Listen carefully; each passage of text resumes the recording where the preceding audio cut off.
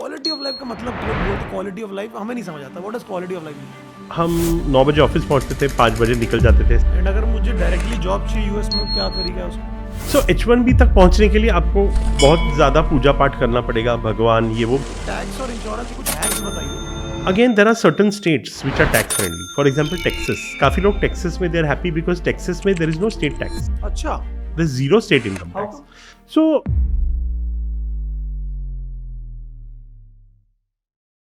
Hi guys, today we have with us someone who understands everything. If you are thinking of starting to build your great American dream, he's someone who's one of the biggest experts of global mobility. His organization is one of the biggest companies that provides global mobility solutions for many countries. Today we are going to talk most about the US dream, how to make that happen, the legal implications, the visa, the regulation, insurance, and so on and so forth. So hi Dipesh, hi, how are you? hey good, yeah, how are you? क्या चल रहा है? Fog चल रहा है. नहीं, but आप मुझे एक चीज ये बताओ कि आप अमेरिका में 7 साल रहे, राइट. तो क्या 2-3 चीजें जो मिस करते हो about your US life? Oh God, 2-3 चीज़ों से तो बहुत ज़्यादा मिस होता है. So quality of life, I mean quality of life का मतलब क्या? लोग बोलते क्वालिटी ऑफ लाइफ हमें नहीं समझ आता. What does quality of life mean? वहाँ हम 9 बजे ऑफिस पहुँचते थे, 5 बजे निकल जाते थे, 5:30 बजे घर पे रहते थे, 6:30-7 बजे डिनर कर लेते थे. Weekends used to be fun. I should take like 3-4 vacations a year within US other than India trips. वहाँ पे मेरा रूटीन था कि every day I used to swim thrice a week, tennis thrice a week, squash. I used to play golf every Saturday. अच्छा. Every Saturday for like so many years I played. अब यहाँ पे तो मतलब वो अगर सोसाइटी में नहीं है तो आपको जाने आने में ही 1 घंटा 2 घंटा चला जाता है. So I mean accessibility to these things. Like as a student when I used to play golf, I started as a student. तो इंडिया में तो हम सोच नहीं सकते. वहाँ तो $6 for a game of 18 hole. And मेरे पास तभी इक्विपमेंट नहीं था, तो $4 में रेंट कर लो, तो $10 दो, आपका आधा दिन 800 रुपए में आप एक दिन गोल्फ खेल सकते. करेक्ट. तो ये हम इंडिया में तो सोच नहीं सकते स्टूडेंट लाइफ में. So lot of things that I miss, the small things. I should do lot of camping, I should do kayaking, lot of crazy things I have done. तो दिपेश, आप मुझे ये बताओ कि there is this guy, there is this girl, they are 25 years of age, 25 साल के हो गए हैं और अब अमेरिका में जाके जॉब करनी है, ग्रेट अमेरिकन ड्रीम. क्या लीगल क्या तरीके हैं that they can do that? What are some legal ways? Visa क्या होते हैं जिसके थ्रू मिल सकता है? सो सी यूएस में एक ऑप्शन होता है पढ़ने जाओ, दूसरा ऑप्शन होता है डायरेक्टली जॉब करने जाओ, और तीसरा ऑप्शन होता है आप डायरेक्टली ग्रीन कार्ड अप्लाई करो. ठीक है ना. अभी काफ़ी लोगों को ये तो पता है कि फैमिली ने अप्लाई किया, पेरेंट्स थे या अंकल आंट व्हाटएवर, ये फैमिली बेस्ड ना लोग अप्लाई करके भूल भी गए हैं, और 15 साल 20 साल 25 साल बाद आता है कि ईमेल करे आपका नंबर आ गया करके. ठीक है. तो ये तो कोई गारंटीड ऑप्शन है नहीं, तो nobody should rely on that. एक होता है EB-5 which is a very very popular way of getting a direct green card, जहाँ पे आप $800,000 यूएस में इन्वेस्ट करो, ऊपर का जो भी एक्सपेंस है दैट्स एक्स्ट्रा. 1.5 से 2 साल में आपको ग्रीन कार्ड मिल जाता है. व्हेन आई एम सेइंग आपको husband wife and all children under 21 get the green card directly in 1.5 to 2 years, और 4 to 5 years के बाद you get your $800,000 back. But आपको इसके बाद एक बार ग्रीन कार्ड हो, ये $800,000 आपको एक बिजनेस में इन्वेस्ट करने हैं, आपको गवर्नमेंट को देने हैं? हाँ, ये एक बहुत बड़ा मिसकंसेप्शन है. गवर्नमेंट इसमें से, मतलब ये 800,000 गवर्नमेंट को नहीं देने. So they go in certain projects which are approved by US government. Got it. तो पहला तरीका तो आप कह रहे हो कि डायरेक्टली आपके पास पैसे हैं, EB-5 वीजा है, 8-9 करोड़ होने चाहिए आपके पास, बराबर, डन. करेक्ट. अब मैं हूं एक है स्टूडेंट, हाँ, एक है डायरेक्ट जॉब. बराबर. स्टूडेंट के लिए क्या तरीका है? F1 visa. स्टूडेंट के लिए F1 वीज़ा. थोड़ा एक्सप्लेन करिए F1 वीजा क्या होता है. सो F1 visa is a student visa, right. आपको जो भी बैचलर्स या मास्टर्स डिग्री करनी है या PhD करनी है, तो डिग्री ओरिएंटेड जो प्रोग्राम्स है उसके लिए आपको स्टूडेंट वीज़ा F1 लेना पड़ता है. और क्या मिलता है F1 वीजा के बाद? सो F1 वीज़ा के बाद after you are done with your program, with in 2 to 3 months you have to find a job. ठीक है. Then you get a 1 year OPT. OPT is optional practical training. अभी अगर कोई STEM program है तो science, technology, engineering या math, that's STEM. Lot of people have no idea. तो अगर STEM प्रोग्राम है तो they say you get a 3 year OPT. 1+2. 1+2. So I was just going to say that कि lot of people think अरे 3 साल अभी set हो गए, ऐसा नहीं होता. OPT हमेशा 1 साल का ही होता है with a 2-year STEM extension. काफ़ी बार ऐसा सिचुएशन हुआ है where kids have not gotten that extension and you have to come back. In fact मेरे फ्रेंड की बेटी, उसका तो ऐसा है कि she applied 1 week before, थोड़ा जल्दी अप्लाई कर दिया STEM extension, तो उन्होंने वो पूरे 2-3 महीने लिए और बाद में उसका रिजेक्ट किया कि sorry you have to leave because you applied early. So there are a lot of these small mistakes, errors, or sometimes for no reason a STEM extension can be denied. So technically you get 1 to 3 years to stay in US and hopefully get to convert to H1B, which is the work permit. And अगर मुझे directly job चाहिए US में, क्या तरीका है उसका? So H1B is the only option. तो H1B और L1 ये दोनों में ना बहुत कंफ्यूज. L1 L2 ये थोड़ा वो मुझे समझना था क्या है. Correct. So I'll make it very simple. A American company hiring a foreign national has to give H1B visa. Got it. A foreign company opening a branch office in America and transferring their managerial or higher level employees on temporary basis is L1. तो मतलब अगर मैं TCS में काम करता हूँ, correct, और मेरे बॉस को समझ आ गया मेरी बात, मैंने बोला बॉस मुझे यूएस में जाना है, बराबर, they will issue a L1 visa to me because it's an Indian company with a branch office in New York. Correct, provided you have worked for TCS or whatever parent company for 1 year or more recently. 10 साल पहले 1 साल काम किया, not applicable. Recently, और वो भी आपका salary X amount, मतलब again depends on industry to industry, but 30-40 lakh का पैकेज हो वगैरह तो इजीली हो जाता है. अदरवाइज L1 है या फिर आप एक डेटा के हिसाब से बता रहे हैं? हाँ, based on our experience, right. ऐसा कहीं इन राइटिंग नहीं है. क्या होता है ना, वीजा में इतना ग्रे एरियाज होता है, ये ब्लैक एंड व्हाइट नहीं होता है. So based on, now that I am doing this for 2 decades, I have seen all the kind of. But pattern समझ आ जाते हैं. तो इसमें अगर किसी का ₹1,00,000 महीना है ना, तो उसको L1 नहीं होने वाला है, क्योंकि वो मैनेजरियल लेवल क्या बताएंगे. अगर ये कंपनी ब्रांच ऑफिस यूएस में खोल रही है, अगर इनफ इन्वेस्ट नहीं किया, इनफ टर्नओवर नहीं है उनका, तो पहले 1-2 लोग को शायद मिल भी जाए, लेकिन बाद में नहीं मिलता. और एक चीज़ कन्फ्यूजन है, lot of people who own companies in India, they come to me कि मुझे किसी ने बोला कि L1 कर ले और तू चला जा. It is not meant for company owners, because it's a employee visa, right. So if you are a majority stakeholder in the company, you can't even file for L1. फिर you have to give up your stake, come to like a 1%, 2%, 5% kind of a stake. Then show 1 year you have worked here, salary low. उसके मतलब ये सब झोली है ना, मत करो. मतलब I don't like to do these workarounds, but lot of people make people do these workarounds. और इसमें L1 में 5 to 7 years maximum you can stay, और उतने में अगर ग्रीन कार्ड नहीं होता है तो then you have to go back. अब जो भी जा रहा है वो ये सोच के जा रहा है कि मैं वहाँ पे ग्रीन कार्ड लेके मुझे सेट होना है, सेटल होना है. But L1 is a very temporary option if you are specially a business owner. No, आप मुझे एक चीज़ ये बताइए कि सब लोगों को सब एवरीवन नोज कि H1B की लॉटरी है, एवरीवन नोज कि चांसेस कम है जॉब मिले ना मिले, सबको पता है बात. पर तब भी इतना क्रेज क्यों है यूएस के बारे में? Because data tells me that US is the biggest market. India has overtaken China, correct, the number of international students. तो हो क्या रहा है? Why is everyone running after US? It's a nice country to stay in यार. मतलब मैं तो रहने के बाद I am telling you, but लोग अच्छे हैं, रेसिज्म वगैरह लाइक मिनिस्क्यूल. मतलब मैं तो इतने साल रहा हूँ, I have never experience. In fact मुझे तो लोग सामने से आके in my company they have told me that you Indians are so hard working, we really are blessed to have you guys. I'll just tell you, I have stayed in the US for about 4 years. Okay. I was studying in Emory University in Atlanta. हाँ, and मैंने क्या realise किया with सुंदर Pichai, with Satya Nadella, जो एक पूरा India की, और with the Indian government, whatever you से, एक इमेज का एक काफ़ी हद तक मेकओवर भी हुआ है. एंड दूसरा, जब बड़ी बड़ी कंपनीज के हेड्स, जब आपका वाइस प्रेसिडेंट, जब यूके का prime minister, when they are coming from Indian origin, we are now there. Yes, credibility है, एब्सोल्युटली है. We are not a third world country. Not at all, not at all. And we are very very highly respected. अपनी communities local बहुत काम करती हैं. आजकल तो लोग सेनेटर और इलेक्शन में भी इंडियंस काफ़ी आने लगे हैं. तो from that angle, respect wise, तो there is no doubt, only we are very very highly respect. मुझे जो चीज़ समझ आई घूम फिर के कि F1 visa is the best, most probable route for a young professional who's planning to build a career abroad in the US. Now for the F1 visa rejection rates पहले से कम हो गए हैं. पहले बहुत हाई थे, अब कम हो गए हैं. बट स्टिल आपकी क्या ऑब्जर्वेशन है कि what are some common mistakes people do that may get them rejected for F1 visa? So, see, basically F1 visa comes under the category of intent not to immigrate. F1 Technically. Technically B1 B2 जाता नहीं हो वो बात अलग है। हाँ, लेकिन आपको जब इंटरव्यू देने जाते हो तो आपको बेसिकली एक्सपेक्टेशन क्या है, हमारे कंट्री में आप आओ, पढ़ो और वापस जाओ। B1 B2 आप हमारे कंट्री में आओ, घूमो फिरो या बिजनेस डिस्कशन करो और वापस जाओ। You can't stay. On the other hand I am just comparing H1B is a visa type, वो कैटेगरी है with intent to immigrate.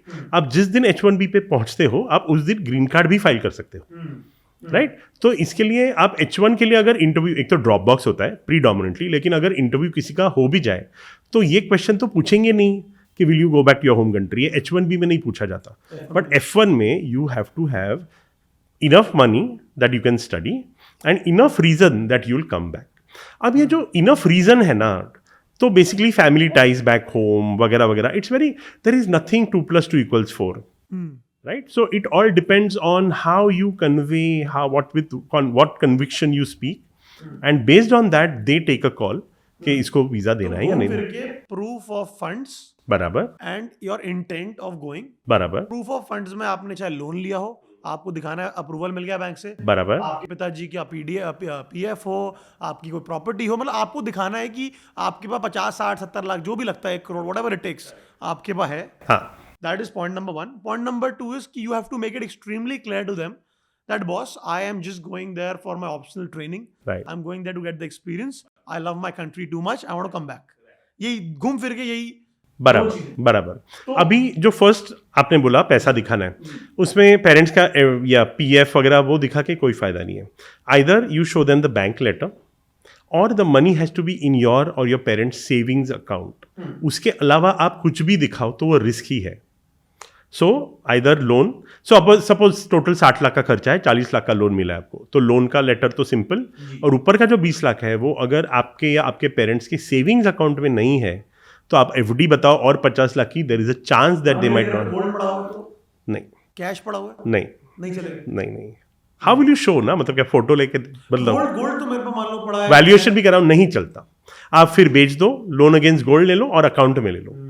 See again ये सब ग्रे एरियाज है, कहीं लिखा नहीं है, but based on my experience I have told people FD है 50 लाख की, या तोड़ो, 1 महीने के लिए तो तोड़नी है, क्या फर्क पड़ता है, बराबर? अगर गोल्ड है, गोल्ड बेचो मत, चलो, नहीं चलती है। अगेन इफ और बट है वो, लेकिन अगर सेविंग्स अकाउंट में पैसा है तो है, मतलब then they can not argue. Same अगर गोल्ड है, I am not saying gold बेचो, लोन अगेंस्ट गोल्ड ले लो, अकाउंट में आने दो। अब क्या होता है ना, जब ये बड़े चंक ट्रांसफर होते हैं, they see your 6 months 1 year statement, नहीं, लेकिन अगर वो पेरेंट्स से आया है, भाई बहन से आया है, या खुद के FD से आया है, फिर बड़ा चंक भी चलता है। लेकिन सडनली एक दोस्त ने पैसा ट्रांसफर किया, तो शो मनी इज, अगर कोई नॉन फैमिली ने पैसा ट्रांसफर किया तो प्रॉब्लम है, तो वो मत करो। ऐसा कुछ भी हैंकी पैंकी नहीं करना है जहां पे उनको डाउट है। फादर ने किसी से लेके मेरे को दिया तो चलेगा, एज लॉन्ग एज फादर से आ रहा है, दे डोंट, वो फादर का स्टेटमेंट मत बताओ फिर। See you have to show your statement और योर फादर्स। अभी अगर DS 160 जो फॉर्म हम भरते हैं उसमें अगर लिखा है कि my sponsor is going to be my father, तो स्टेटमेंट फादर का ही दिखाना है। फिर फादर ने पैसा लिया तो नहीं चलने वाला, right? But as long as all these things you are clear, because यहाँ पे लोग मिस्टेक्स करते हैं। जैसे आपको लगा अरे FD तो चलना चाहिए, 50 लाख का FD है, नहीं, अगेन इधर कहीं लिखा नहीं है, but based on my experience people have shown FDs and they are like sorry.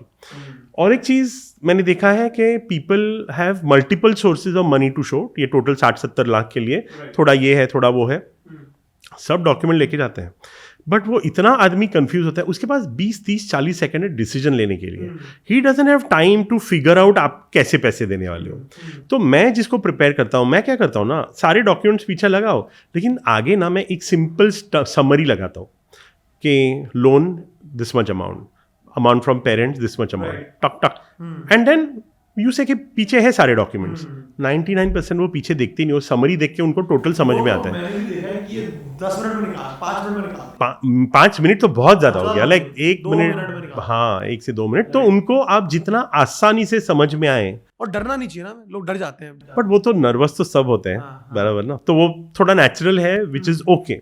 But as long as you talk like how we are talking with थोड़ा कूल कंफर्ट कॉन्फिडेंस, उनको भी लगता है कि ये झूठ तो नहीं बोल रहे हैं ना। And they are all psychology major, मतलब उनको पता है कि आप ऊपर लेफ्ट में देख रहे हो तो आप झूठ बोल, मतलब इतना छोटा छोटा चीज वो नोटिस कर। वाओ। और एक इशू ये है कि आई टेल पीपल, आप उनके आंखों में आंखें डाल के बात करो, राइट? बोलना इजी है लेकिन बहुत मुश्किल है करना। पता है क्यों? It's not about our confidence, क्योंकि जब इंटरव्यू चल रहा है ना तो वो तो बैठ के टाइप कर रहा है, बीच बीच में आपको देखता है, लेकिन वो तो जो भी हम बात कर रहे हैं दे आर टाइपिंग, तो it's very distracting with what he is doing. हम जो भी बात करें वो रिकॉर्ड में ले रहा है, ठीक है ना, बट फिर भी you should not get distracted and look at him और her and keep talking, that's very important. तो मुझे अब एक चीज बताइए, आपने बोला your intent to go and a proof of funds, right, but English कितनी इंपॉर्टेंट है? Because I know certain people who sort of at the end moment थोड़ी इंग्लिश में गड़बड़ थी और रिजेक्ट हो गए। राइट। तो येस एंड नो, तो इसमें ना कोई लॉजिक नहीं है। मतलब जिसका बहुत बढ़िया इंग्लिश है उसको भी रिजेक्ट किया है, और समटाइम्स मैं वहां वंडर करता था ये बंदा आ कैसे गया। राइट तो उस दिन आपके ग्रह, मतलब वो थोड़ा सा पूजा पाठ करके जाओ टाइप, वो भी थोड़ा सा कहीं तो प्ले करेगा, but at the end of the day उनको अगर वो कॉन्फिडेंस आया कि बंदा ये जाएगा और वापस आएगा, तो दे आर okay with it. So now let's try to understand the journey. F1 visa, H1B lottery, green card. थोड़ा आप बताइए, मेरे को F1 वीजा मिल गया, अब बताइए H1B तक कैसे पहुंचूं, H1B के बाद ग्रीन कार्ड तक कैसे पहुंचूं? सो H1B तक पहुंचने के लिए आपको बहुत ज्यादा पूजा पाठ करना पड़ेगा, भगवान ये वो बहुत, बिकॉज क्योंकि इट्स अ एब्सोल्यूट लॉटरी, इसमें कोई स्किल नहीं है, right. As I said, if I have a 20 year experience and you have a 1 year experience, we are treated in the same lottery, कुछ फर्क नहीं है। तो इसमें क्या होता है कि स्टूडेंट वीजा पे लोग जाते हैं, लोन ले लिया, and education loan is always loan against property, so I am getting a lot of distress call from kids कि अभी मुझे H1B लॉटरी में नाम नहीं आया, और क्यों, कैसे 7-8 लाख लोग अप्लाई कर रहे हैं पूरी दुनिया से, जिसमें 65,000 लोगों को H1B मिलेगा। हाँ, 20,000 लोगों को एक्स्ट्रा कोटा है for US masters, but imagine 7-8 lakh में वो 85,000 दिखता ही नहीं है, राइट। सो इट्स लिटरल तुक्का, इसके लिए मैंने बोला पूजा पाठ, but there is no guarantee that आपका नाम H1B में आएगा। और इसका कोई बेसिस नहीं है कि ये आपके पास ये था वो था, बस रैंडम कुछ नहीं, लॉटरी है, राइट। इमेजिन टोपी है, उसमें चिट्ठियाँ डालिए, आग बंद करके नाम निकलता है, सेम सिस्टम इलेक्ट्रॉनिकली करते हैं वैसा, बट इसमें कोई ऐसा ऑप्शन नहीं है अभी। ये तो अगर आपका नाम लॉटरी में जाता है तो, इसके पहले प्रॉब्लम क्या होता है, कंपनीज आप इंटरव्यू देते हो, टेक्निकल टीम आपका ओके बोलती है, क्योंकि उनको ना वीज़ा समझ में नहीं आता, तो बोलती है done, I like this guy. फिर नेक्स्ट राउंड होता है HR आपको 2 सवाल पूछता है, are you eligible to work, are you on American soil. अब इंडिया से अगर किसी ने अप्लाई किया डायरेक्ट H1B या वर्क परमिट के लिए, तो you are not eligible to work, you are not on American soil, तो they say we'll let you know. आप US में हो तो yes you are on American soil, but you are not eligible to work. आप OPT हो, कितना भी आप बोलो, 90% कंपनीज वो कभी ये नहीं सोचते कि इसको 1 साल के लिए जॉब देना है। आपको क्या लगता है, अरे 1 साल तो मैं जॉब कर ही सकता हूँ, बट कंपनीज आर थिंकिंग 6 महीना तो इसको सीखने में जाएगा, बाद में तो कहाँ प्रोडक्टिविटी देगा, तो दे आर थिंकिंग लॉन्ग टर्म, तो वो देखते हैं इसका नाम H1B में डालना पड़ेगा लॉटरी में। अब सोचो, आज हम अगस्त में हैं, राइट। अगर आज आप इंटरव्यू देते हो, company really likes you and you are amazing, आपका नाम जाएगा लॉटरी में अगले साल मार्च में, फर्स्ट वीक ऑफ अप्रैल में ड्रॉ निकलेगा, और अगर आपका नाम नहीं निकला तो ये सारा मेहनत और पैसा गया। अगर नाम निकला तो आप 1 अक्टूबर 2025 को आपका जॉब चालू करोगे। तो बीच में आप कुछ महीने तो अभी यहाँ से उस टाइम तक कंपनी बैठी रहेगी क्या? कंपनी नीड्स पीपल टुडे ना। गूगल बोलेगा मुझे 1000 लोग आज चाहिए, तो गूगल क्यों आपका नाम लॉटरी में डाल के वेट करेगा 1.5 साल? मैंने क्या देखा है, कई लोग जो हैं वो 2 तरीके देखते हैं। हाँ, एक तो जिनके पास स्टेम होता है उनको जॉब मिल जाती है, राइट। मैं खुद कॉलेज में रहा हूँ, मैंने अपने दोस्तों यारों को देखा, जॉब मिल जाती है कंपैरेटिवली। स्किल्स होनी चाहिए, आपको डिग्री से नहीं मिलेगी। बिल्कुल बिल्कुल, वो जमाने गए कि आपके पास डिग्री और जॉब मिली, बराबर, you need to have skills. Correct And you need to have good communication now. Correct. Second thing I've seen is lot of people are looking at that 3 साल में एक्स्ट्रा जो कमाई कर ली, उससे लोन चुका लिया, उससे थोड़े एक्स्ट्रा पैसे बचा लिए, उसको लेके वापस इंडिया आ जाएंगे एंड पॉट से स्टार्ट कर लेंगे life. So what I have seen with lot of my friends who have come back to India, because they talk so well, they have been able to command a higher salary, and obviously you need skills. Correct. But हाँ, ये बात आपकी सही है कि just एक ठप्पा लगा हुआ है तो उस चक्कर में कुछ नहीं, कोई नहीं। हाँ हाँ, आपके अंदर खुद कैपेबिलिटी होनी चाहिए, बराबर। Broad level. तो जैसे आपने बताया F1 to H1B की जर्नी में भी काफी चीजें, लेट अस से मेरे का H1B आ गया, अब मुझे ग्रीन कार्ड चाहिए, क्या क्या गेम क्या है?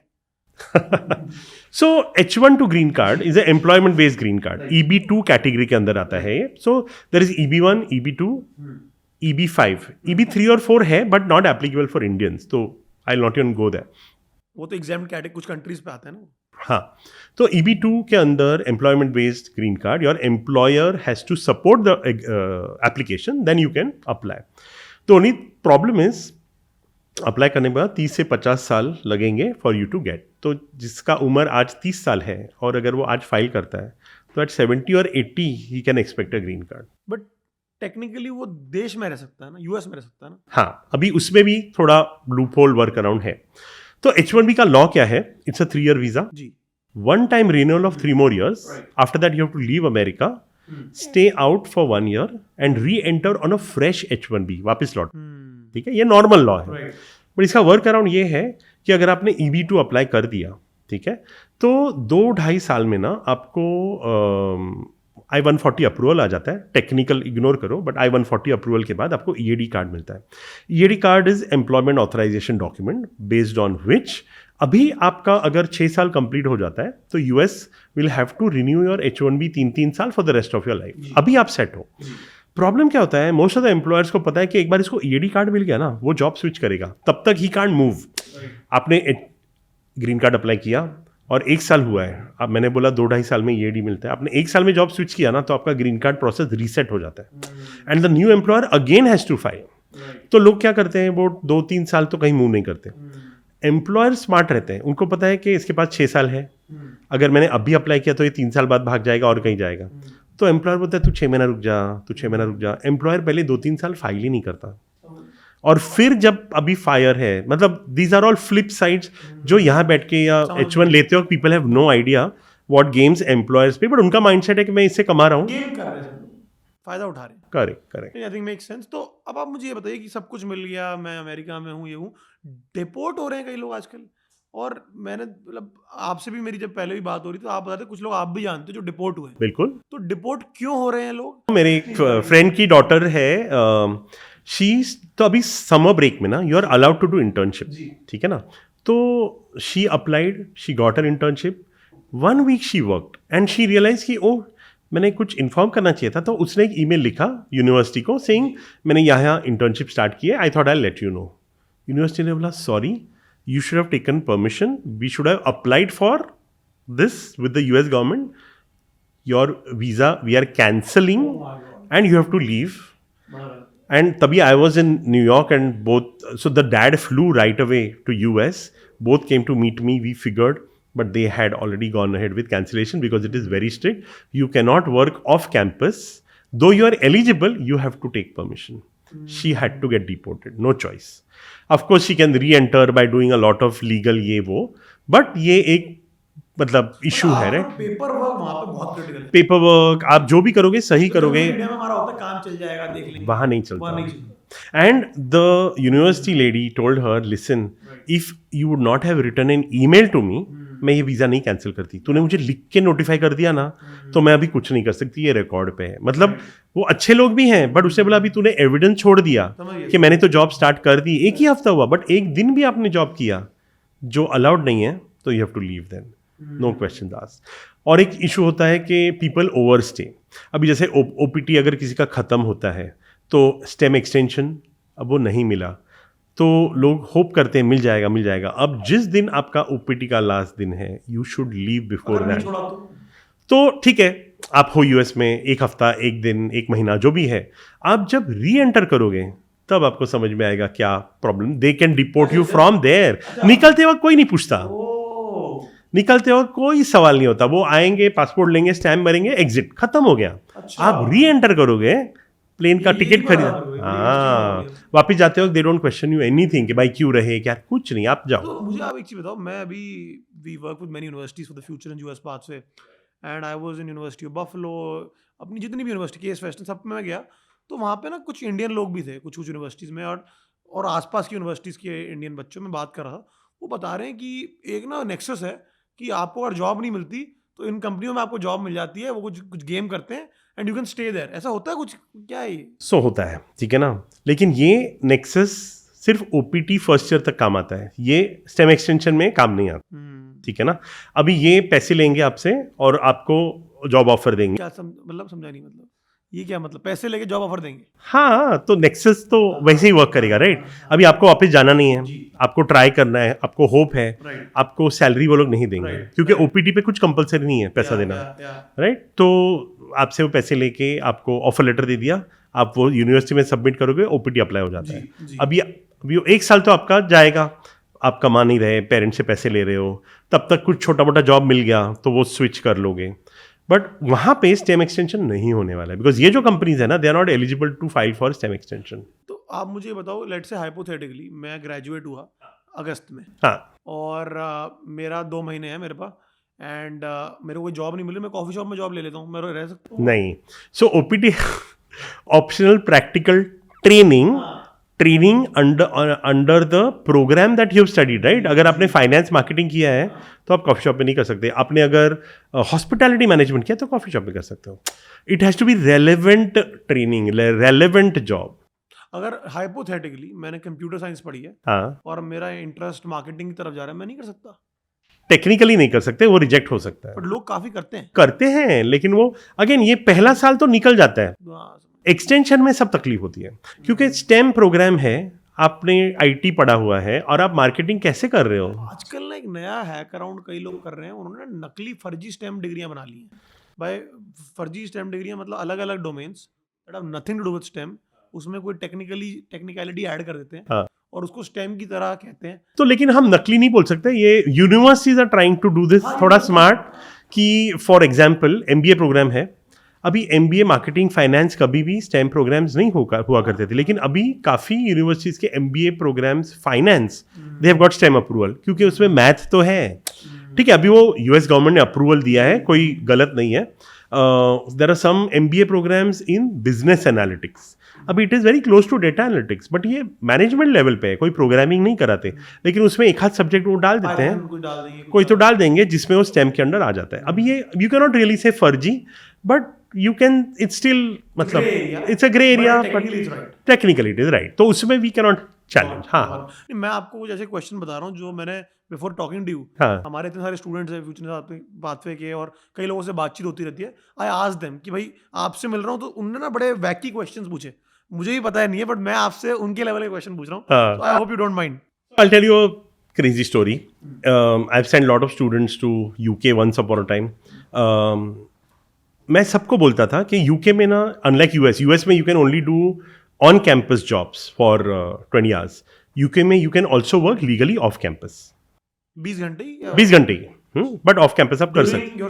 हाँ, ड्यूरिंग योर स्टडीज, बट उसमें there are again lot of ifs and buts, you should be doing something relative to your वगैरह वगैरह। तो I should tell students before they go, भाई कुछ भी करो, you know, make sure you don't do anything illegal. अभी फिर भी ये बोलने के बाद लोग कैश में करते हैं, अब चलो करो लेकिन पकड़े मत जाओ, मतलब ठीक है ना? तो ये एक हीरो है जो ट्रफैलगर स्क्वायर में वो पैम्पलेट डिस्ट्रीब्यूशन कर रहा था, पुलिस ने पकड़ा उसको कि भाई एक तो पैम्पलेट बांटना इलीगल है, मतलब तुम ये कचरा कर रहे हो, लोग लेके फेंक रहे हैं, तो वही गलत कर रहा था। वो बोला no these are not, like I am not doing it, I am carrying the pamphlets for a friend of mine. तो पुलिस हंसने लगा, बोलते हैं brother you are wearing a T shirt with the same company name. he said do you have work right to do these things? तो he said I am, like वो blabber करने लगा, उसको रूम पे लेके गया, उसका पासपोर्ट पिक किया, he was taken to the immigration department, there he was kept in prison technically for about a week, and he was given a choice कि we are deporting you, either you pay the ticket cost, then we'll not put it on your passport, if we bear the ticket cost then we'll put it a stamp। हाँ, ये option दिया उसको, and then he asked for a phone call, they said we will allow one phone call if you want to talk, that phone call came to me। wow. That sir ऐसा हुआ है, I am in this jail and I don't know what to do, and ये choice उन्होंने दिया, ऐसे चुपचाप खुद पैसा भर और don't put a stamp on the passport, नहीं तो बाकी कंट्रीज बंद हो जाएगी। सो ये डिपोर्ट होने के ऐसे brilliant ideas also people do. So कई लोग मैं जानता हूँ वो कैश ऐप, वेनमो, ज़ेल, इसमें पैसे लेते हैं एक दूसरे से, वो नहीं करना चाहिए आप कह रहे हो? देखो, क्योंकि पैसे लिए दोस्ती यारी में पैसे लेना बात अलग है, लेकिन काम के लिए बिल्कुल नहीं लेने चाहिए। बिकॉज अभी एक बंदा, आई जस्ट कंसल्टेड हिम, तो स्टूडेंट वीजा पे था, he came back on a vacation, he re enter किया तो उसको इमिग्रेशन वालों ने साइड में लिया। दे आस्क्ड हिम कि have you worked off campus He said, no, I didn't. Are you sure? He said, yes, I'm sure. उसको side में लिया. Then they have right to check your phone. उन्होंने सारे WhatsApp खोले. उसमें they found the employer जहाँ पे इसने जॉब की थी. They called that employer and employer said, no, he has not worked. He said, we have written proof. We have messages that he has worked. The employer admitted. Wow. This guy was put in jail and deported from US. Wow. अब ये कौन सोचेगा कि वो आपका phone लेके आपके WhatsApp chat खोलेंगे? तो they have the right to do that. But doesn't some part of the constitution of the US protect you from showing these things? What protection? मतलब if you're doing something wrong, looks like they had data, they had proof, so they had full confidence कि आप जो कर रहे हो गलत कर रहे हो. तो या तो आपको फ़ोन नहीं देना ना, तो आप वो बोलेंगे आप निकल जाओ हमारी कंट्री से. फिर तो आप ऐसे डिपोर्ट हो गए. तो the boy didn't even imagine के फ़ोन में ये सब निकलने वाला है. नहीं, तो आप मुझे बताइए कि डिपोर्ट होने के कुछ मुझे कारण जो समझ आ रहे हैं. एक तो ये कि आपकी जो जॉब आप कर रहे हो, आपका जो वीज़ा है उसके ताल्लुक में आपको पेपर वर्क एकदम पक्का रखना. बराबर. दूसरा, थोड़ा बहुत इलीगल एक्टिविटीज़ में आप पकड़े गए, आप सब्सटेंस अब्यूज़ या कुछ वो जिन स्टेट्स में लीगल है, जो भी राइट. तीसरा, मेरे कई जानने वाले लोग हैं वो ड्राइविंग अंडर अल्कोहल इन्फ्लुएंस, इस चक्कर में कई लोग DUI में बहुत लोग निकले. लेकिन उसमें डिपोर्ट होने का चांस कम होता है unless you have done something really really wrong. वहाँ पे एक तो लाइक इंडिया में तो थोड़ा भी अगर उनको बास आया, क्योंकि वो तो मुंडे अंदर डाल के सिर्फ नाम पूछते हैं, राइट. तो वहाँ पे वैसा नहीं है. They do a test and if certain, मतलब एक विस्की वहाँ चलता है, इंडिया में बिल्कुल नहीं चलेगा. तो अगर उतना है तो they will let you go also. करना नहीं चाहिए ऐसी. But okay yes you are right, नहीं करना चाहिए, बहुत बुरी बात. बट ऐसा इसमें डिपोर्ट नहीं होते. बट अगर वो कुछ इतना पी लिया जिसमें क्राइम हो गया, कोई मतलब अगर कुछ ऐसे एक्सट्रीम हो जाता है, then because you are on visa they have right to throw you out. So but yes, so basically ना एकदम simple, if you are staying abroad, actually even if you are staying here, अगर ठीक ठाक रहो, कुछ गलत मत करो, you know, make sure you know the law. Because one thing is sure that ignorance is law is not an excuse. आप नहीं बोल सकते मुझे नहीं पता था. जैसे मेरे फ्रेंड की बेटी का हुआ, अरे she like I didn't know के आई शुड हैव नोटिफाइड. उसने जानबूझ के कुछ भी गलत नहीं किया, लेकिन गलत तो किया, right. So that you should always make sure कि यू नो द लॉ. तो दिपेश, आप बताइए, आप you worked in the US, कहते हैं कि वहाँ का जो वर्क लाइफ बैलेंस है इंडिया से बहुत बेटर है, right. And that is one of the biggest reasons why I see a lot of people looking at US. Correct. तो थोड़ा आप मुझे बताओ कि at a cultural level क्या difference है US और इंडिया में?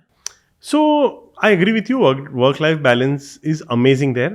And वहाँ पे क्या होता है कि if you are supposed to work 9 to 5, you work 9 to 5. 5:30 the office is empty. तो इंडिया में तो 5:30, 6, 7 के बाद लोग काम चालू करते हैं, so that the boss feels करे क्या काम कर रहा है रात को 11-12. बराबर. अभी US में इफ़ यू वर्क लेट, एक आध 2 दिन बात अलग है, बट अगर रोज लेट हो रहे हो, it's not about over time money. They feel कि तुमको जो 8 घंटे दिए हैं वो कम पड़ रहे हैं, you are not efficient. It's look down upon if you work like रोज रात को बैठ रहा हूँ मैं वगैरह. अब अगर ओवर टाइम के लिए तो वो कोई करेगा ही नहीं है, right. Because full time job में there is no concept of over time. जो पार्ट टाइम एम्प्लॉय होता है, जो पर आवर उसको टाइम एंड हाफ वगैरह है, फुल टाइम वाले को तो कोई टाइम गिनता नहीं है. बट वहाँ पे दे लुक डाउन अपॉन कि रोज रात को तू अगर 8-9 बजे तक काम कर रहा है, मतलब तेरे को तेरे दिन के 8 घंटे कम पड़ रहे हैं, you are not efficient. So ये तो मतलब it's like a culture only कि इसमें मतलब अभी I remember, so I was working as a tech person in the university in Boston. ठीक है. तो Clark university, I did my MBA and then I work for them, right. तो ऐसा हुआ था कि 2 बार, so we were like very severely hacked by Russians, okay, and I had to rebuild the server overnight. तो 2 days I did not go home because I want to make sure कि वो server rebuild करें. ठीक है. तो it's understandable. But other than that 9 to 5 मतलब 9 to 5, 5:30 office is empty. तो ये जो है वो it's really a nice thing to have. पता नहीं इंडिया में ये कब आएगा, क्योंकि इंडिया में तो बॉस को लगता है जितना लेट काम कर रहा है मतलब बहुत मेहनत कर रहा है, बट यही दिन में करो. I know I agree with you, because ये आदत हो गई है सबको. तो ये दूसरा क्या है कि कंपटीशन कुछ ज्यादा ही है, राइट. दूसरा बंदा रेडी है. अगर एक बंदे को आप दूसरा बंदा बोलेगा मैं कर लूंगा सर 12 घंटे, बराबर. करेक्ट. जैसा आपने बोला, थोड़ा कल्चरली भी जो दिखता है वो बिकता काइंड ऑफ थिंग, राइट, कि हमें थोड़ा एक मजा आता है कि बंदा बैठा हुआ है. Completely agree. आप मुझे दूसरी ये चीज़ बताइए कि जो क्वालिटी ऑफ वर्क है, हाँ स्पेशली टेक में आपने काम किया हुआ है, कहते हैं कि जो आईटी सर्विसेज कंपनी है यहाँ पे ज़्यादातर लोग काम कर रहे हैं वो बैक एंड जॉब्स कर रहे हैं। राइट अगर आपको एआई में फ्यूचरिस्टिक काम करना है तो do you think it makes more sense to go to the US? Quality of work. Quality of work wise तो अगर टेक में आपको कंप्यूटर के सामने काम करना है तो आप यूएस से करो, इंडिया से करो, बात एक ही है। बट जो यूएस जाता है वो ये सोच के नहीं जाता ना, दे तो look at quality of life and that's the reason they are going there. क्योंकि इंडिया से करेगा तो इधर तो उसको बेचारे को 12-16 घंटा काम करना पड़ेगा, बट यूएस में वो 8-10 घंटे में he can wind up and of course he can make way more money.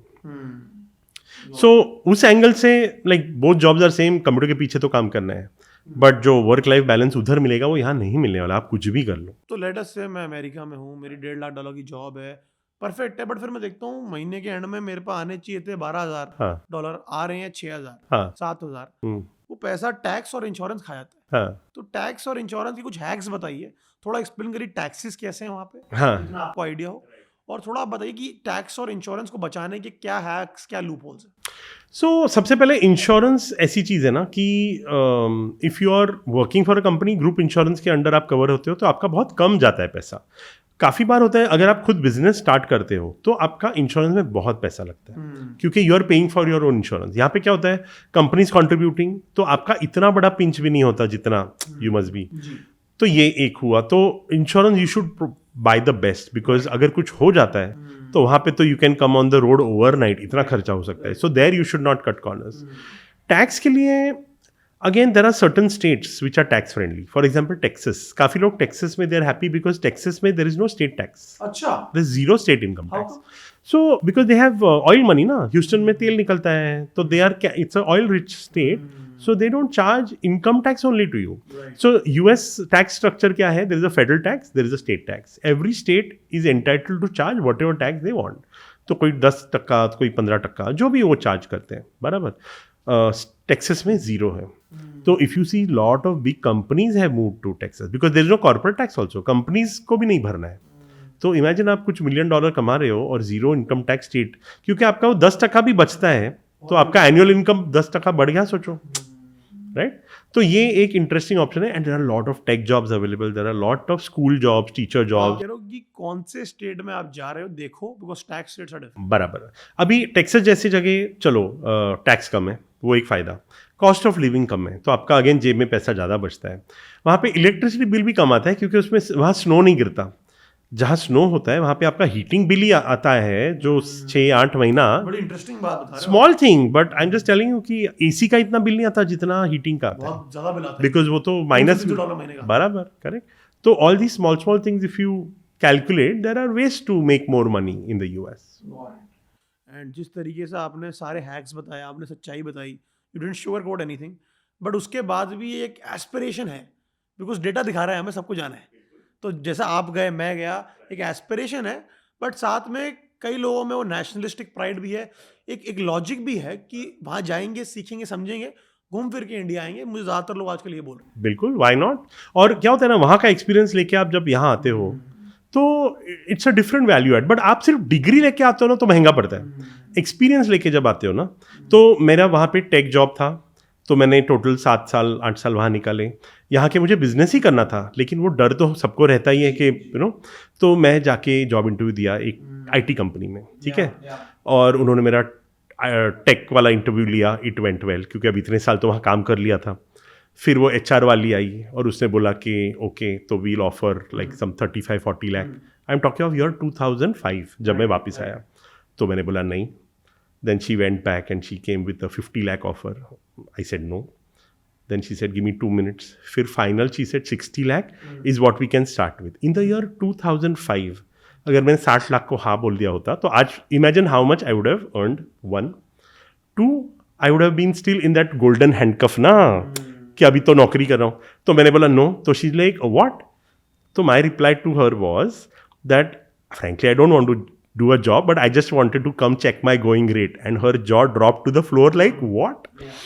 So the point is के दैट एक्सपीरियंस का वो पैसा दे रहे थे, राइट। सो वो आज भी पॉसिबल है, बट आप 6-8 साल 10 साल कुछ तो वहाँ सीख के आओगे ना, then it is of way more value to Indian companies compare to बस डिग्री लेके आ गए। I think this was supremely informative for me as well. And Divesh, हम आपको और trouble करेंगे. We'll have another conversation with you Certainly. with more questions Certainly. and with more hacks. Done. Perfect. Thank you so much. Really appreciate it.